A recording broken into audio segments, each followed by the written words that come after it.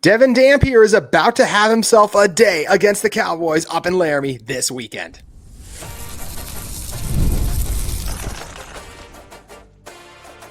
You are Locked On Utes, your daily podcast on the Utah Utes. Part of the Locked On Podcast Network, your team every day. Hello, everyone, and thank you for making Locked On Utes your first listen and view of the day. We are part of the Locked On Podcast Network, available wherever you get your podcasts, as well as on YouTube. If it's your first time tuning into the show, make sure you like and subscribe. Today's episode brought to you by our friends at Mazda. Like our players, we sweat every detail because when the plays you make, you got to make them all count. Pulling off all the unexpected is only the beginning. Stay tuned later for highlights this week's Moving the Game Forward with Mazda. Move and be moved with Mazda today. My name is JT Wistrcill, excited to be joined by a friend of the show and a producer with KSL Sports Zone, Alex Napolis, kind enough to stop by. Alex, when you're talking about this Utah football team, all the rage is Devon Dampier right now, right? The numbers he's put up, what he's been able to do. And I do think he's going to have a tremendous day up in Laramie taking on the Cowboys. Let's not forget, too, this is not the first time he's taken on Wyoming. They saw them last year, Jason Beck, Devon Dampier, and Ryan Davis all did, and Aquari Rogers, when Wyoming came out to the Lobos in New Mexico, but that was actually a loss. It was 49-45. So it's not like the Cowboys slowed down Devon Dampier very much. He was absolutely tremendous in that game, and he had over 300 yards of total offense. We'll get into exact predictions in a moment, but Alex, in this Utah offense, with how Dampier's looked so far, I'm expecting Dampier to have himself a day, and his defense ain't allowing 47 points in this one too. So I think it's going to be a good day for Devon Dampier. Absolutely not. I don't think Utah allows anywhere near those kind of points on defense, but I do anticipate, and I almost think that it's an expectation for Devon Dampier to have a similar production and similar numbers to what he did last year in Wyoming. Right? You have an offensive line that arguably is a lot better than what you had at New Mexico last season. Right? You probably have a little bit more talent around you, right? Too, with Waysahwn Parker, obviously Aquari Rogers coming over with them too. Ryan Davis, a big part of now what they're trying to replicate at Utah. Mm-hmm. You have just better talent around you, and I think that it should almost be an expectation heading into Laramie, and having a similar bar to not only what you've been able to do the last couple of games, but also to have the same bar of what you did last year in that phenomenal in that crazy performance that you unfortunately lost. Speaking of last year with Devon Dampier, those numbers exactly. So 16 total throws, 31. He completed 13. 16 completions, 31 attempts in total. As I remember, I can actually read. 164 yards passing for him. And then he had 207 yards rushing in the game. That was by far a career high for him. And Dampier already off to a tremendous start with this Utah team, as we mentioned. If you look at what he's done through 2 games so far, he has over 390 yards passing and has over 112 yards rushing. He didn't run a lot against Cal Poly. He didn't need to. So when I'm looking at this game here, I do think it is going to be another 300-yard game overall for Dampier. Will the game require that? I do think is the question. Like, that's where we could get into it a little bit. This Wyoming team is not like the Wyoming teams of old. They are not as good. We talked about that yesterday. They have some players that could potentially make this interesting, but it's just such a disadvantage in the trenches. I think Devon Dampier has a day. I think Wyoming is better than Cal Poly, so Utah needs a little bit more there. And honestly, I wouldn't be surprised at all if they played better than like a UCLA did, because UCLA was just not good that first game. But I see Dampier having over 300 total yards. I'm going to go 4 total touchdowns in him with this one. And I still think he has a day. I think the question, Alex, is just how long Utah needs him to be in the game. And I think that's probably what you're going to be looking at. And I think that's probably what you should be expecting, right? I don't know if, if it's anywhere near a close game or the offense isn't moving the ball, then that's going to raise a lot of major red flags, especially against a Mountain West opponent, which we saw Devon do phenomenal in last season. Coming into this one, I definitely can potentially see Devon Dampier leaving the game a little bit early. Mm-hmm. But I think just going out there and having 3 touchdowns, whatever mix that is of in the air or on the ground for him, I think 3 touchdowns is a solid base for him. And I think that should be, again, an expectation for Devon Dampier heading into a game against Wyoming. The other thing I'm going to go with here for Utah to have is get Waysahwn Parker over 100 yards rushing in a game. Hasn't quite gotten there yet, but been very close, right? He had 100 total yards. If you look at the pass he had early on against Cal Poly, then the big run he had late in the third quarter in that one. But I think he goes over 100 yards on the ground here. I think he is Utah's leading rusher in this game. I actually think he's going to have like a really good game. I'm thinking maybe even 120 yards for him, but that's tough because they have Naquari Rodgers there too. I'd see Naquari Rodgers chipping in for about 40 yards there, but I just still think even it's a 1-2 punch. I totally get that. But Wayshawn's averaging 6 yards per carry right now. And I do think Utah needs to continue to give him the majority of the carries. I would go 70-30. I think they're a little more 50-50, maybe even 60-40 right now, probably more 50-50. But I think both backs have a good day. I think the Utah offensive line eats. This is not an intimidating Cowboys front. And I know this defense is a little bit better, but Utah will get intimidating fronts when they take on Texas Tech. This group that Wyoming has up front, it is not intimidating. No, absolutely not. And I think that's probably going to be one of the keys to this game is just being able to your offensive line being able to stop that any type of pass rush, any type of pressure that the Wyoming Cowboy defensive line is able to bring, which again I think that Utah ultimately can. And they get a good push on the line. I've liked what I've seen from the offensive line and their performances through the UCLA game and through the Wyoming game, or excuse me, through the Cal Poly game. Now heading into this Wyoming game, I definitely anticipate. I would like to see a little bit more of Wayshawn Parker. It makes sense though why he hasn't been able to break 100 yards yet, right? You have to split up the load between him and Rodgers, and you also kind of have to split it up with Devon Dampier too. I think in the UCLA game, Dampier goes for 16 carries, like you mentioned. Didn't necessarily have to go for as many last week against Cal Poly, but it's still going to be, they're all still splitting the reps and splitting the shares when it comes to actually rushing the ball. It's not a surprise that he hasn't hit 100, but I think that if you head into a game again in Laramie and you need Wayshawn Parker to kind of bruise people up, I think if you allow him the opportunities to take some of those carries, I think he can get 100 yards for sure.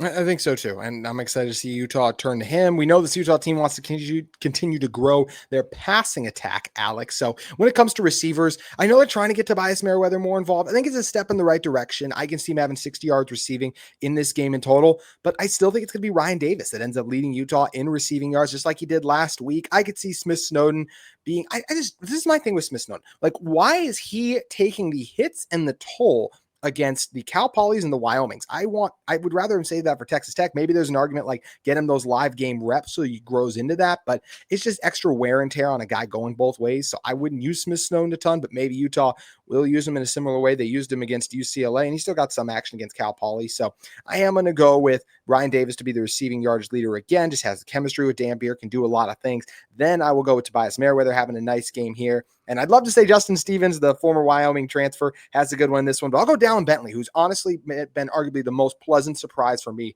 so far this season. Those are the three guys I have leading Utah in receiving yards. I do think Merriweather gets in the end zone, though, for the first time this week. And we'll also see Lander do so again, too. But what do you think the receiving yardage looks like for Utah in this game?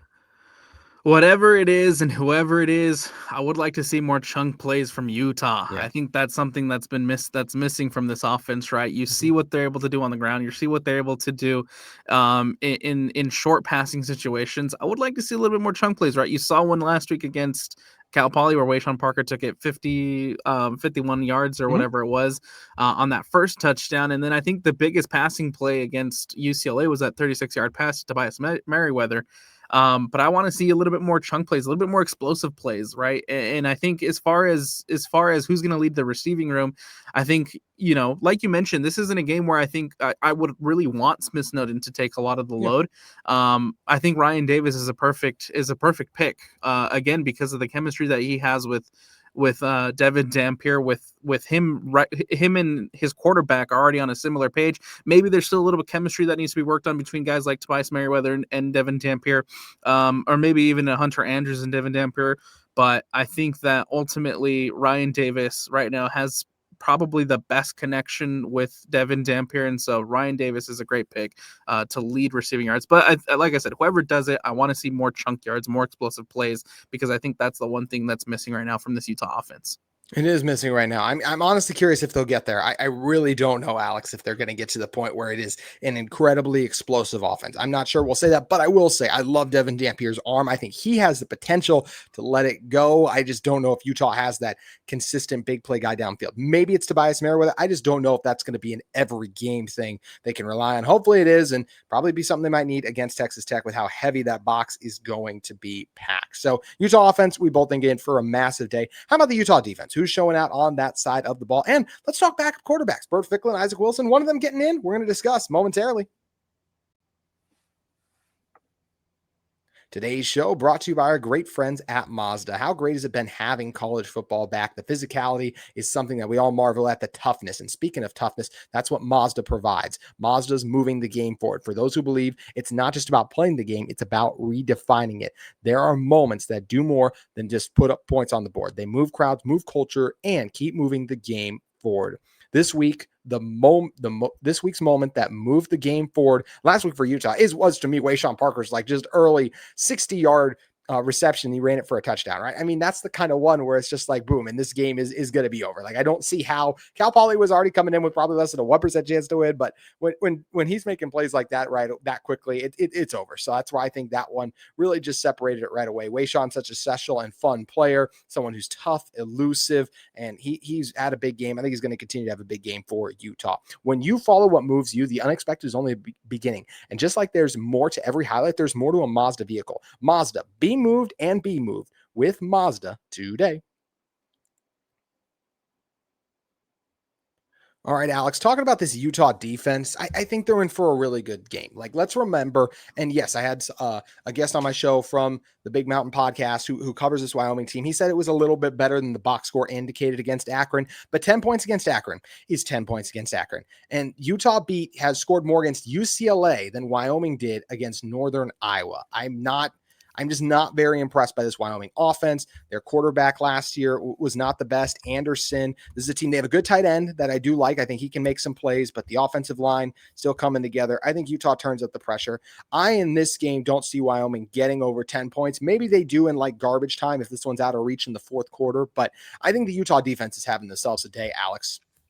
I 100% agree with you too. And I think it's mostly comes down to even whatever chance and whatever hope that Wyoming has in this game. I think it's going to come down to their quarterback in Anderson.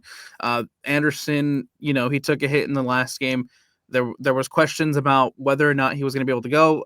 Head coach Jay Sawvell says that he is okay and he's going to be good to go. But I'm curious to see, right, once he starts taking some of that pressure from that Utah D line, once he starts maybe even taking a sack or whatever the situation may be, right? Once there's hits on the quarterback, is he still 100%? Is he going to be okay? And I think that's going to be the key for Wyoming. If they have any chance, it's going to be Anderson.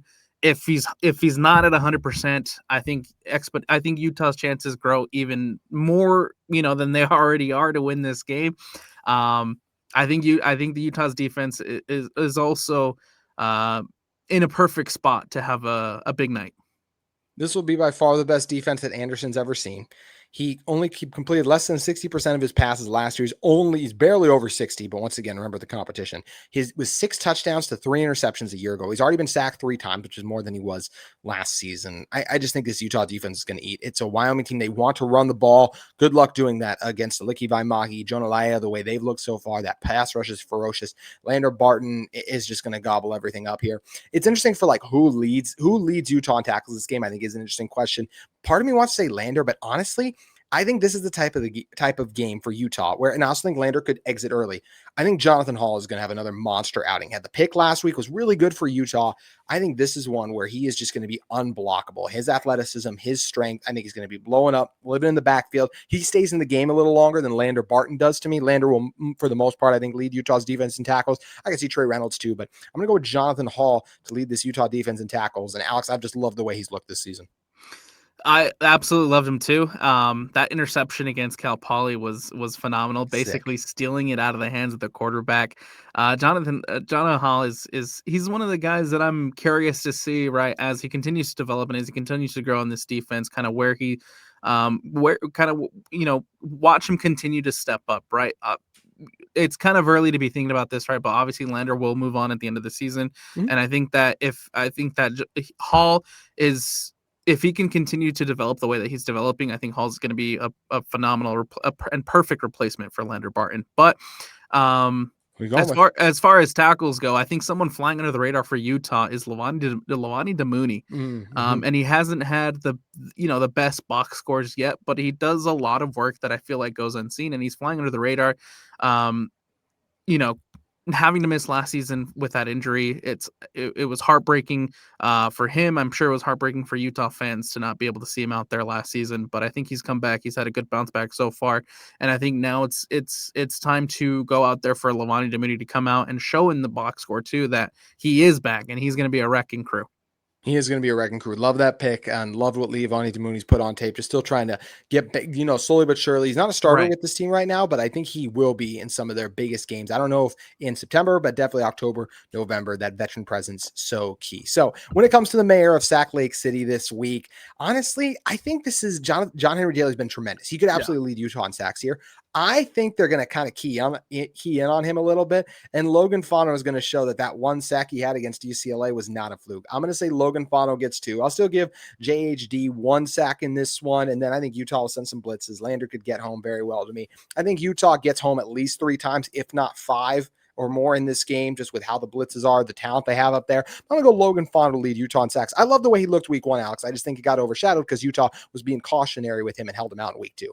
Right, exactly. And that's kind of where I'm leaning right now with Logan Fano too. I feel like I'm at the point right now where if he's not 100%, obviously we don't know what the injury is or what the situation is, but I feel like if Logan Fano isn't 100%, you give him this week to get 100%, right? Because you're going to need him next week. I don't think this is a game where you necessarily have to rely too much on Logan Fano. So again, if he's not 100, this one might be a good game to also have him sit out. I know that's probably not what Utah fans want to hear, but I'd rather have, and I'm sure Utah fans would rather have, an 100% Logan Fano next week against Texas Tech, but not to get too far ahead of ourselves.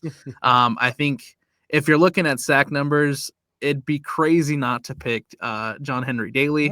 He has been he's been absolutely phenomenal.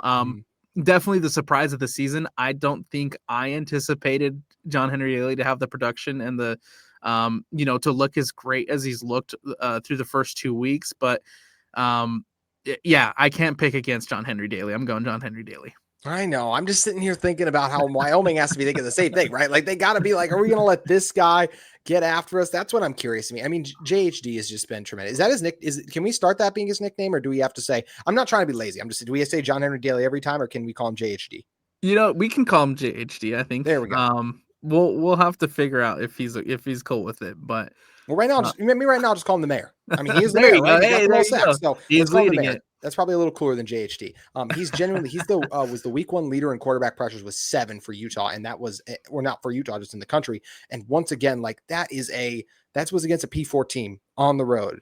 I know UCLA doesn't look great, but like, what are you supposed to do against not great teams, Alex? You're supposed to go on the road and blow them out. It was 43-10. Like, that's where I just think it's interesting being like, well, if people are questioning how good Utah is, and I understand if we're saying like, are they one of the, like, I think they're one of the 10 best teams in college football. I think they will get there. If you have questions about that, I get it. But to have questions about, is this even like a top 30, top 25 team in the country? I think that's crazy when you look at what they put on tape so far, the level they've produced at, and the things they've managed to do. I've just been really impressed by this Utah team, this program, what they've been able to do. And I was impressed that weekend too. And one thing I was impressed with last week was their pick 6 streak continued. I think Utah's getting 2 INTs in this game. One of them, I think, is going to go to the guy you highlighted earlier, Lawani Damuni. Remember, they do have a very productive tight end in Laramie, so I think I would see a tight end coverage being a key in this matchup. Then I'm going to go Blake Cotton to get a pick. I think they'll eye him down the field, just take a chance on the outside. Caden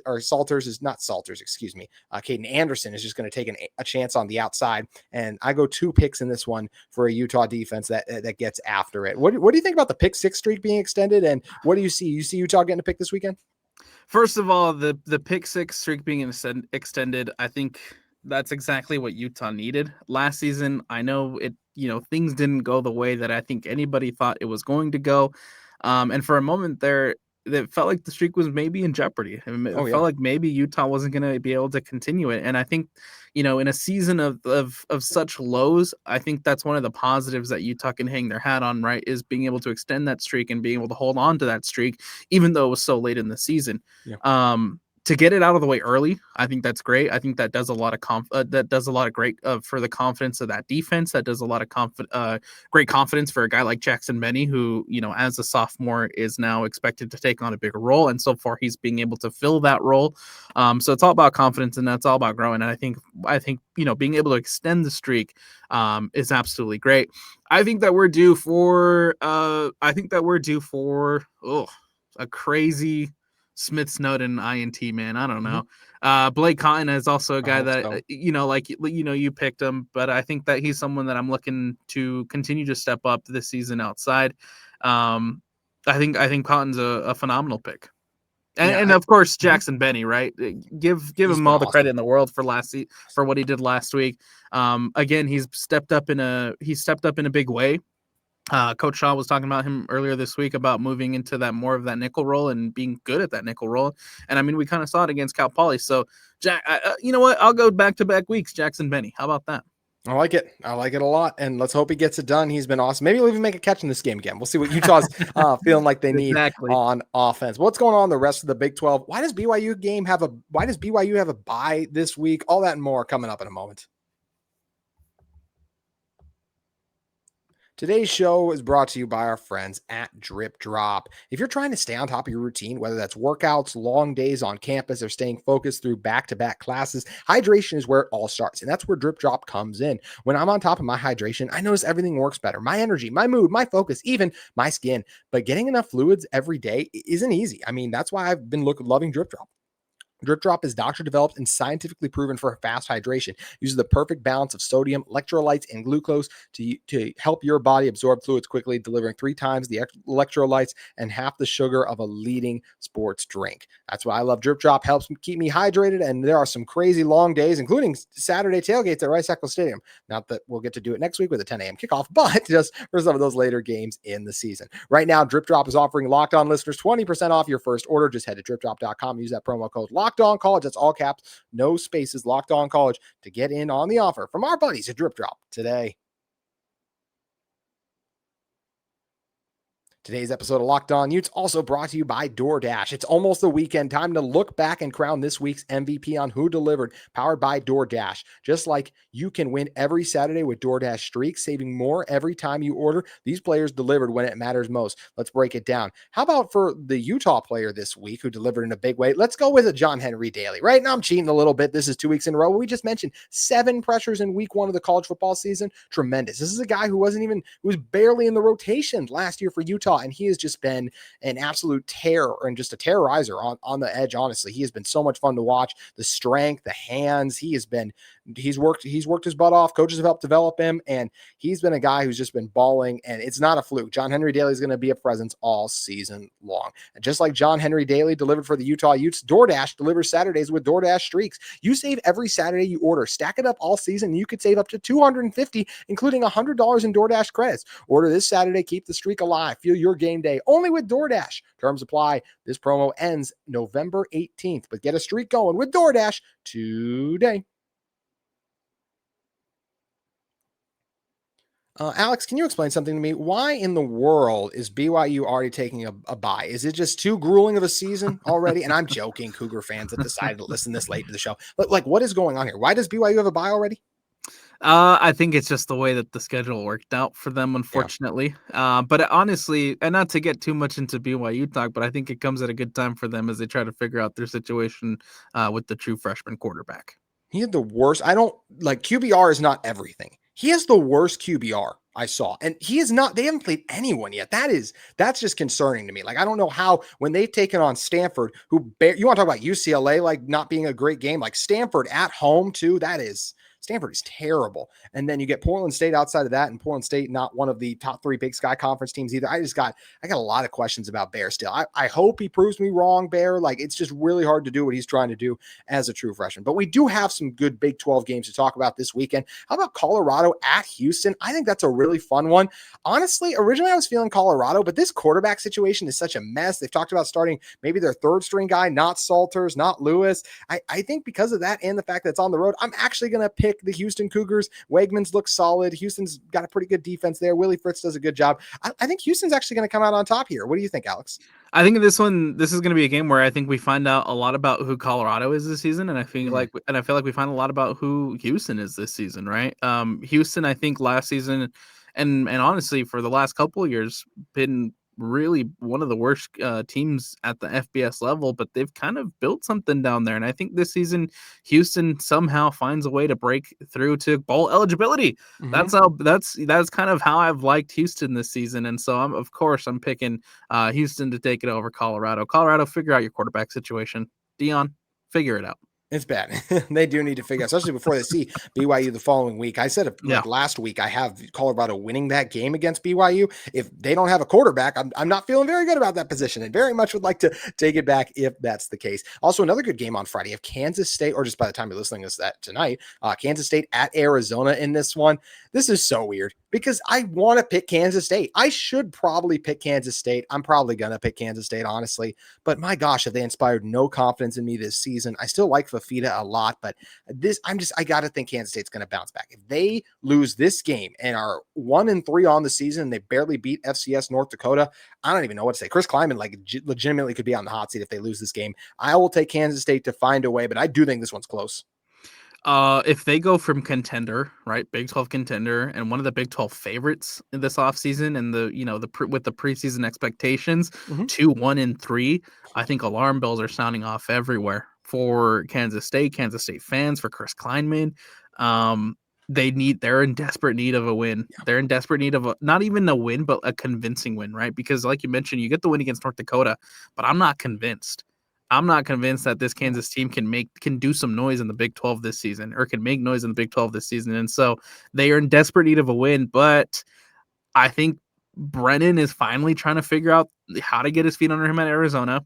Noah Fafita, I think, is trying to go off, into the sunset with some sort of high, especially after the disappointment that was last season.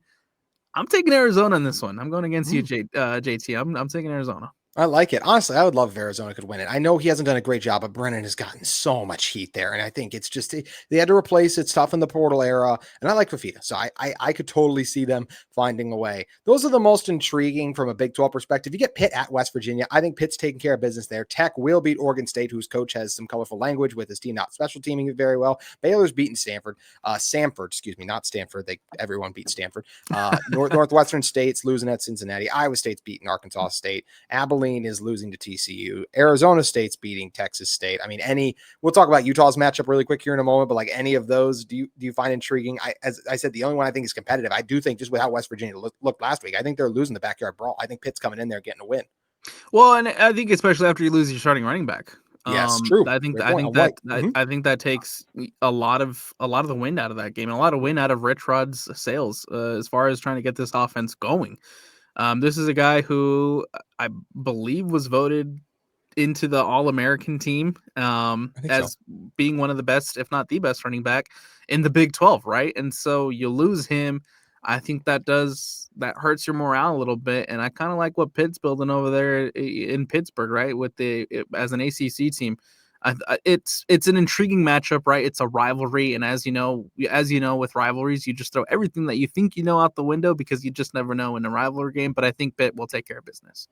And then the Utah one, I said yes. I can't remember if I said 47-10 now or 37-10. It don't matter. Utah's laying it down against Wyoming. I do not. This is not the Wyoming teams of old. Utah's taking care of business. I like the Utes, and I like them big. Alex, how do you see this one?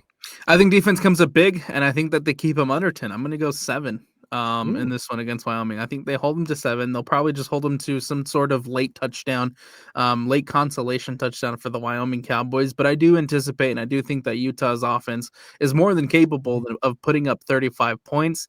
My final in this one is going to be 35-7. I like it. Do you think the Utah defense is better this year than it was last year? Still to be determined. I'm just going to say that. So dang it. You're a veteran. You didn't fall for it either. Still to be determined. I think, I think you learned a lot about Utah as a whole against UCLA. I don't really necessarily know what you can take away from that Cal Poly game, considering the level of the opponent.